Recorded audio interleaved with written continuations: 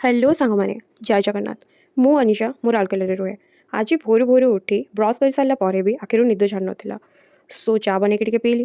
ମୋର ତ ଚା ବିନା ଦିନ ହିଁ ଷ୍ଟାର୍ଟ ହୁଏନି। ଆପଣମାନେ ସକାଳୁ ଉଠି ଚା ପିଅନ୍ତି କି ନାହିଁ ମୋତେ କମେଣ୍ଟରେ ଜଣାଇବେ। ତାପରେ ଗାଧେଇ ପାଧେଇ ଫ୍ରେଶ୍ ହେଇ ବଟଲରେ ପାଣି ପୁରେଇ ବୁକ୍ ସବୁ ରେଡ଼ି କରିକି ରେଡ଼ି ହେଇଗଲି ଲାଇବ୍ରେରୀ ପାଇଁ। ବଟ୍ ବାହାରକୁ ବାହାରିକି ଦେଖିଲା ବେଳକୁ ବହୁତ ଜୋରସେ ବର୍ଷା ଢାଳୁଛି। ଯିବି କି ଯିବିନି ସେଇ କନଫ୍ୟୁଜନରେ 10 ମିନିଟ୍ ପରେ ଲାଷ୍ଟରେ ଛତା ଧରି ଚାଲି ଚାଲି ବିଦ୍ୟା ଛକ ଆଡ଼କୁ ଗଲି। ଚାଲି ଚାଲି ଗଲାରୁ ମର୍ଣ୍ଣିଂ ୱାକ୍ ବି ହେଇଗଲା ଆଉ ନିଦ ବି ପଳେଇଲା। ସୋ ଛକରେ ପହଞ୍ଚି 10 ମିନିଟ୍ସ ୱେଟ୍ କଲା ପରେ ମୋ ବସ୍ ଆସିଲା। ମୋ ବସ୍‌ରେ ଟିକେଟ୍ କାଟି ଫଟାଫଟ ବସିଗଲି। ଦେନ୍ ମୋ ବସ୍‌ର ସ୍ପିଡ୍ ତ ଆପଣମାନଙ୍କୁ ଜଣା ହିଁ। ମାତ୍ର 15 ମିନିଟ୍‌ରେ ଉଦିତ ନଗରରେ ପହଞ୍ଚେଇଦେଲା।